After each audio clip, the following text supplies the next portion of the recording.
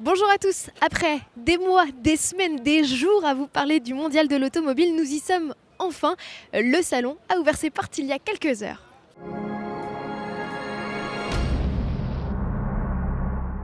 Les 13 000 journalistes originaires de 103 pays sont les premiers à fouler les moquettes. Le mondial est l'événement automobile le plus médiatisé et le plus visité de la planète. Lors de la dernière édition, en 2010, 1 200 000 visiteurs se sont pressés à la porte de Versailles.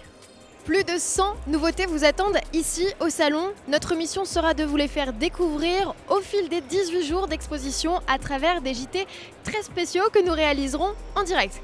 Alors, au menu du jour, la Clio 4 Break, la Porsche Panamera Sport Turismo ou encore la Jaguar F-Type. Mais avant de parler nouveautés, retour quelques heures avant le coup d'envoi de cette 82e édition du Mondial de l'automobile.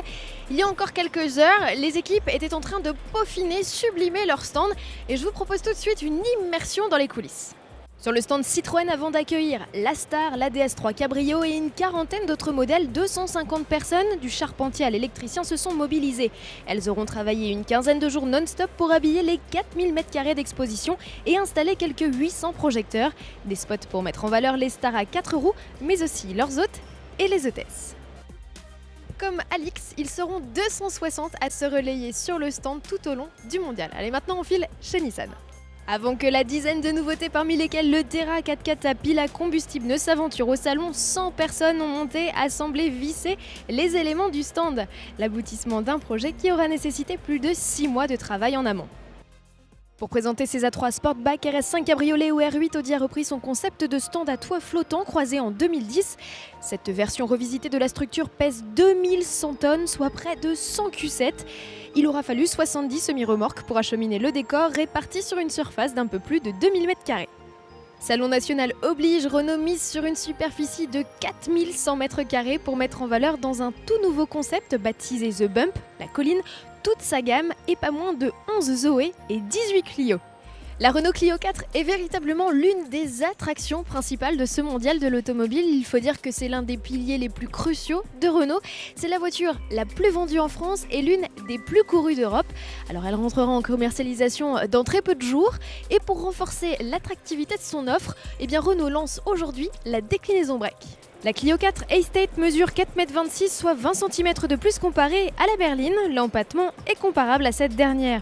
Seul le porte-à-faux est allongé pour accueillir un plus vaste coffre. Le volume augmente de 30% comparé à la Clio. Avec ses 443 décimètres cubes, la Clio est en bonne place dans la catégorie. Elle devance très largement la 207 SW. Côté style, la Clio Estate fait jeu égal avec la berline reprenant jusqu'aux poignées de porte dissimulées dans les montants arrière. La ligne de toit se prolonge horizontalement jusqu'à la lunette du haillon. Cette dernière est nettement plus redressée que sur la berline. Les motorisations et les finitions seront identiques. Arrivé au premier trimestre 2013, tarif à partir de 14 700 € selon Autoplus. Après le coup de crayon de la maison Renault, direction celui de chez Jaguar. Yann Kaloum, chef du design, était hier au musée Rodin pour présenter sa nouvelle création, la F-Type, un nouveau modèle que je vous propose de découvrir avec Quentin Charnollet et Alexandre Guyonneau. Cela fait 38 ans que Jaguar n'a pas fabriqué de petits roadsters. La F-Type est un tout petit engin de chasse trapu. C'est aussi la plus petite Jaguar aujourd'hui au catalogue. Elle signe surtout un retour de Jaguar au petit cabriolet à ciel ouvert, une vision du sport à l'anglaise typique. Nous sommes complètement de retour, nous avons travaillé dur sur les dernières années pour recentrer la marque et cette voiture incarne le cœur de ce qu'est Jaguar. C'est elle qui représente ce que nous sommes vraiment. Je me suis toujours dit que nous aurions un coupé sportif biplace au catalogue, que nous serions vraiment de retour. Plus d'excuses, plus d'erreurs, on est là.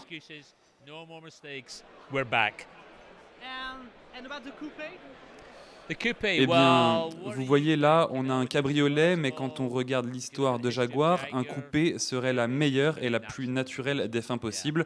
Je ne peux rien dire pour l'instant, mais si on fait ce coupé, il sera grandiose. Cette F-Type est tout en muscles, le capot d'abord nervuré et les passages de roues à l'arrière gonflés. En vérité, on dirait que l'ensemble de la voiture est prête à bondir, c'est un véritable félin dans l'âme. Jaguar loge 2 motorisations différentes à l'avant, un nouveau V6 3 litres de 340 chevaux et 380 chevaux, une fois compressé. Le V8 5 litres développé par Jaguar Land Rover est désormais réglé à 495 chevaux. Dans sa configuration la plus sportive, la F-Type peut atteindre 300 km/h. Surveillez bien vos rétroviseurs. Au printemps prochain, la F-Type débarque et cette calandre va avoir un succès fou. Faut avouer, c'est vrai que cette F-Type est racée, elle a vraiment de la gueule. Allez, pour terminer ce premier JT du mondial, je vous propose tout de suite de filer sur le stand Porsche où est présentée une grosse surprise, son nom Panamera Sport Turismo.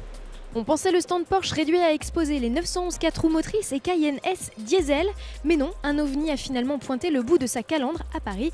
Ce break de chasse est dérivé de la Panamera, il donne d'ailleurs quelques indications sur les traits de la future génération de la berline. Avec 4,95 m de long, le prototype aux allures futuristes se révèle 2 cm plus court que la 4 portes classique. Comme en témoigne son monogramme hybride placé sur les ailes, l'imposant break associe un V6 compressé de 333 chevaux à un moteur électrique de 95 chevaux. D'une puissance totale de 416 chevaux, la Sport Turismo, c'est son nom, peut atteindre les 100 km/h en 6 secondes. Autant qu'une Panamera S hybride, pourtant une petite quarantaine de chevaux moins puissante. C'est finalement au chapitre consommation que la firme de Stuttgart a tout misé. Son étude limite sa consommation moyenne à 3,5 litres au 100 et ses émissions de CO2 à 82 grammes. Où est le tour de passe-passe ? Eh bien le concept peut rouler jusqu'à 30 km en mode zéro émission contre à peine 2 pour la S hybride. En attendant l'arrivée de ce moteur, c'est Mercedes qui a du souci à se faire. La concurrence se profile à l'horizon pour la SLS Shooting Brake. Voilà, le JT d'Auto Plus est terminé. Je vous donne rendez-vous dès demain. Et n'oubliez pas, pour suivre toute l'actualité du salon, rendez-vous sur notre page dédiée salon.autoplus.fr ou bien télécharger l'application officielle du mondial. Elle est gratuite et disponible sur iPhone, Android et Samsung.